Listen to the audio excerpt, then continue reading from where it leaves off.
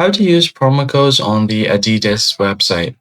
The first thing you're going to have to do is make sure to open up your web browser, and then you can just directly head over to adidas.com.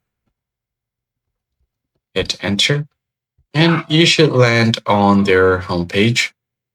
Now, all you have to do here is make sure to log into your account and then add certain items to your cart. So I've already added an item to my cart. So what I'm going to do is just head over to my cart at the top right. Now, once you get here, you can find your item. Now, before you check out, you have an option to use a promo code. So if you click on it, you can just go ahead and enter the code here and get a certain percent off.